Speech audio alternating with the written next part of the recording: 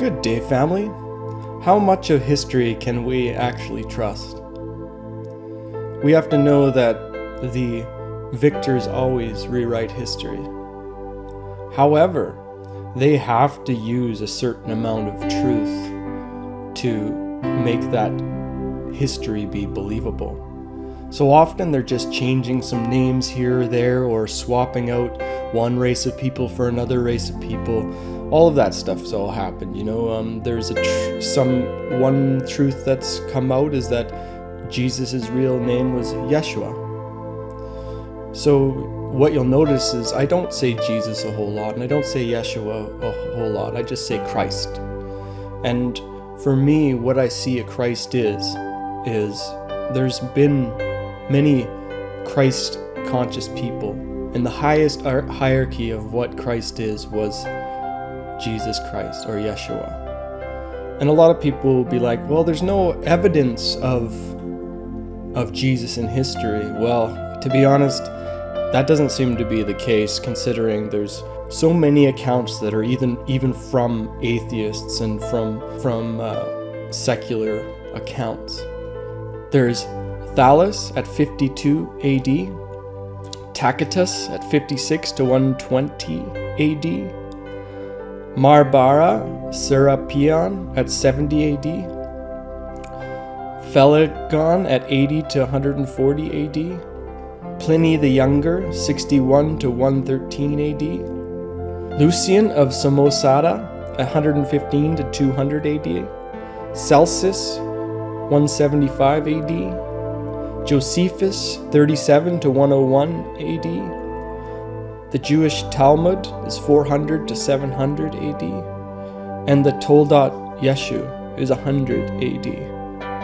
And a lot of people will be like, well, can we even trust that history? Well, when we have this many accounts coming from different places, we can start to realize this is a true story. And if you don't believe, that's fine. It's not about believing. To me, what Christianity is acting Christ out. Trying to be a Christ yourself. That's what Christianity is to me. So it's not about whether this story happened. It's about what is this story and what does it mean to us? Why is this story? Why is this the man that's being talked about more than any other man in all times? It's because he does have eternal life. He is living through all of us. He is an archetype that we can all push and strive towards. John 10:34. John answers them, "Is it not written in your law, I have said you are gods?" Psalms 82, 5 to 8. The gods know nothing, they understand nothing. They walk about in darkness, all the foundations of the earth are shaken. I said, you are gods, you are all sons of the Most High, but you will die like mere mortals. You will fall like every other ruler. Rise up, O God, judge the earth, for all the nations are your inheritance. So you are a god if you choose to start listening to that benevolent voice and you start acting it out. Actions are what make a person a Christ. So that's why we have to do anything that we can to fight that spiritual battle in our own lives. People spend a lot of time trying to disprove this story. People spend a lot of times to try to say, Jesus is this race, Jesus is that race, and they're all just lost away from what Jesus really is. And Jesus is what transcends all of these things.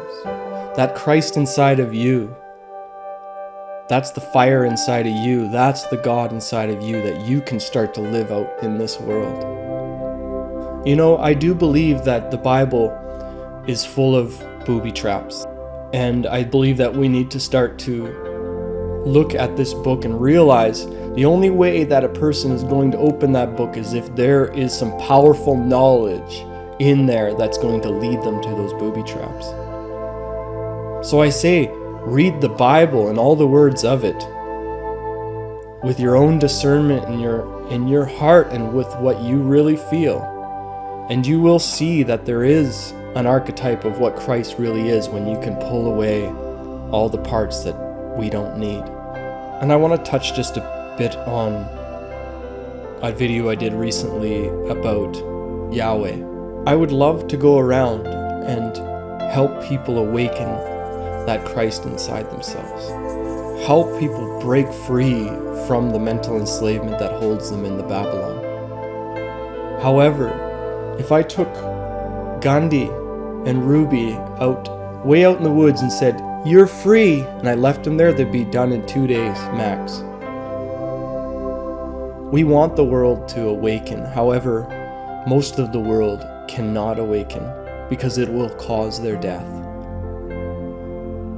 When people are this domesticated, they will not be able to live outside of Plato's cave. So, everyone yelling about freedom. However, most of them are just trying to save this old world and trying to keep what's been built around them because they really aren't ready to be free. You leave one world and then you have to go into another world. After we leave the Babylon, there's 40 years in the desert of us wandering around. It's not going to be easy. However, we're working towards generations of the future is why we need to escape the Babylon mind control. And I'm talking about the ones that can, because we don't need everyone to awaken. We only need a certain amount that awaken that will lead in this new world. We can build a new world for these people that are so domesticated that they will never survive outside of the cave that's been built for them. But first they have to see that it's a plan that they can leave their old daddy and move in with their new leader. And there is a part of me that thinks we are going into time of like benevolent kings coming in and changing things and helping bring the people out of Egypt. So you are all sons and daughters of the Most High. It's hard for us to know that down here in the world, and those that realize that and start to be the sons and daughters of God will be the leaders in this new world that's coming. I want to thank you all for doing your part. If you are even just speaking about these truths, you are a warrior. If you're going out and trying to awaken people, I know that's not easy, so you are a warrior. I know it's not easy because it can be very lonely sometimes. However, you always have your family in God. I'll show you this quick little video right here. A recent study by researchers at North Carolina State University found that Google's email service, Gmail, quote, retained the majority of left-wing candidate emails while sending, quote, the majority of right-wing candidate emails to the spam folder. Now, additionally, Google has greatly reduced the visibility of various conservative websites in its search results. So YouTube's been really messing around with my comments. I look at a video and it says it has a bunch of comments and I can't even read any of them. I've had a bunch of emails that are not making it into my email. People even tested me, sending me emails to my Gmail. So I can see that I'm also falling under this conservatives being suppressed and trying to keep us separated from each other. So please, if you have any messages, try to put it down below, but also just check back, because if I haven't written you back from the messages, it's because I haven't seen them and I don't know about them. And so if also email me is sometimes the best, because you know what, I'm actually going to start to read some of the messages that people send on here, as long as everyone's okay with it. So you can email me the emails down below.